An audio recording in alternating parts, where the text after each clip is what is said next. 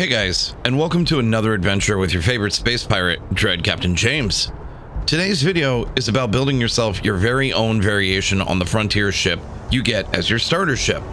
I'm going to show you how to build it from the ground up and how to get a bit more out of it so you can worry less about each confrontation as you sail through that field of stars.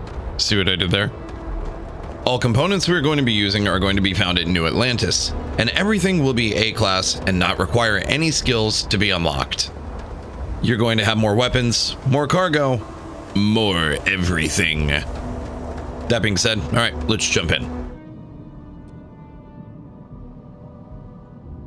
All right, so walking around the ship, you can see that I've heavily modified the design of the Frontier.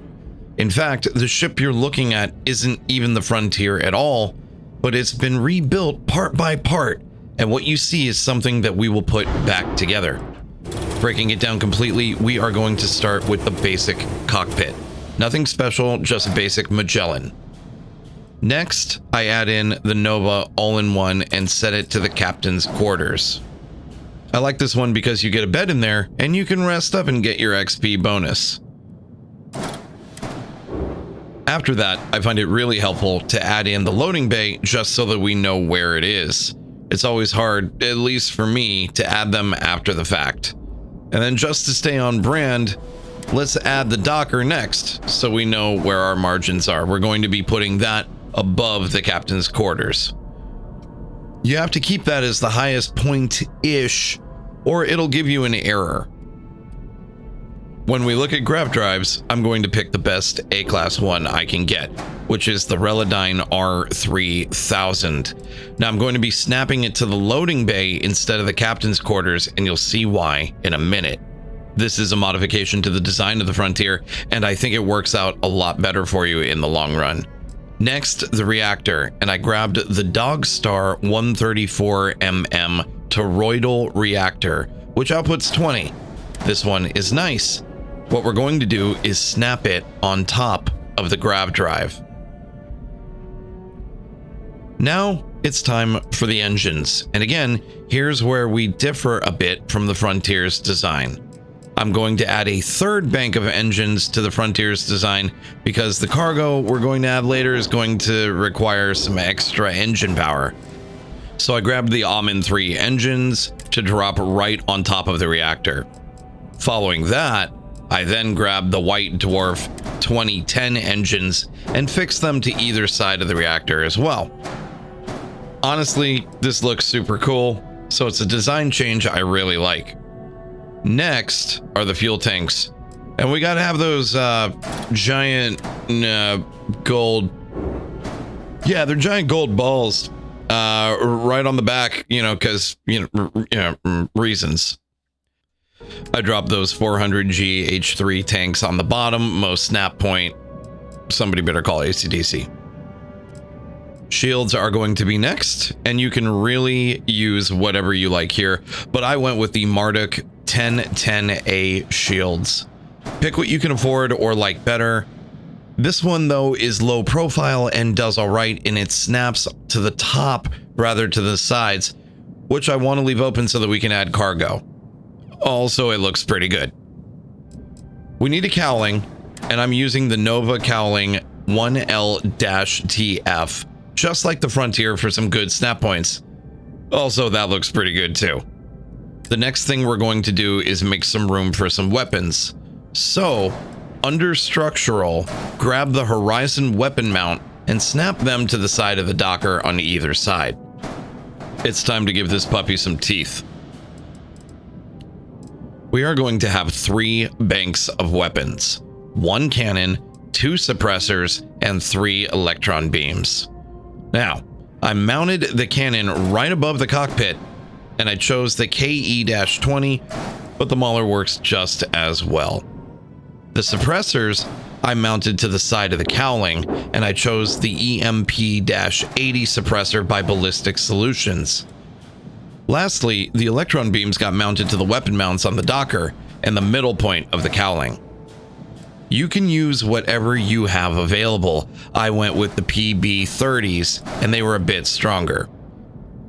These are our main weapons, as they do as much damage to shields as they do against the hull, and when you get into trouble and you fire all of your weapon banks together, it's a pretty devastating combination. Now that we've given it some teeth, it's time to give it some legs. I did the standard Nova NG-10 landing gear in the obvious spots, which align correctly with our landing bay as well, and for what it's worth, it looks good. Next is weapon assignments, and I do them like this. Weapon 0 is the PB-30s. Weapon 1 is the EMP-80 suppressors. Weapon 2 is the KE-20 cannon. Now, don't get excited yet, we're not quite finished. We need some cargo space. Grab the 100 cm ballast cargo hold and attach it right above those giant gold fuel tanks. That's what they are. Yeah. Fuel tanks. Put them above the giant gold balls. I mean, fuel tanks. Then grab the Caravel V102 cargo holds and put them on either side of the grav drive. We are now utilizing every spot we can to maximize what this little beastie can do. I took a moment to paint it a little bit more aggressively, and then I submitted it as final. And that's about it. That's my take on the Frontier. The changes are both major and subtle all at the same time, and it adds some serious utility and teeth to the design of the ship. I also think that my design looks a little bit better, but of course I'm biased. The interior is what you would expect, cozy and utilitarian.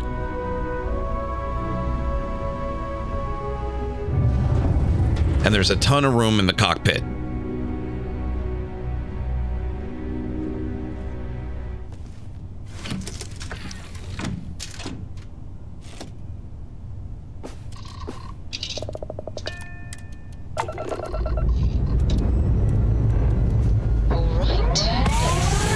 Taking off, it looks like a thing of beauty.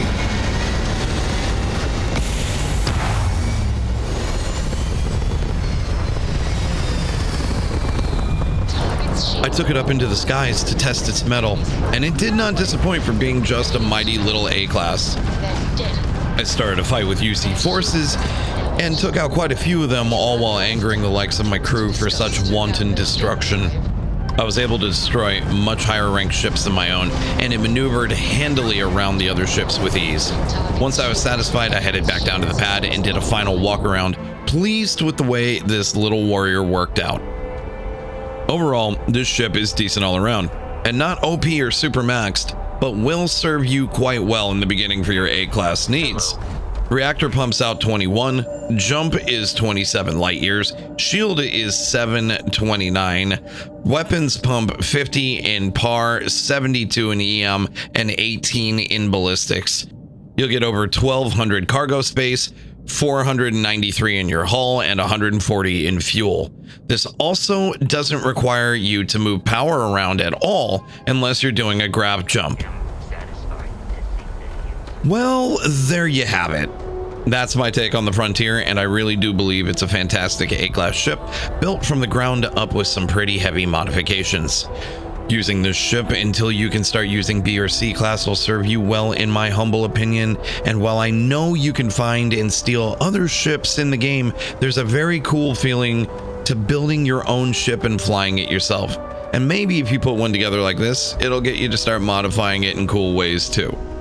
I'd love to hear about your ideas in the comments, so sound off and fire away. Let me know what you've done. Me? Thanks for making it this far into the video. It means a lot to me and helps more than you know. If you haven't yet, please hit that subscribe button and help support the channel. Also, giving that thumbs up button a little tickle would be really nice of you too, and I won't forget it. Swing by the stream sometime too. I'm live on Twitch at twitch.tv/DreadCaptainJames Monday through Friday, so come over and shoot the breeze with me or tell me how bad my plans suck. Either is fine by me. I hope this helps or inspires you to design and fly, and I hope it guides you through the Starfield. Fly safe, my friends. I'll see you in the next video.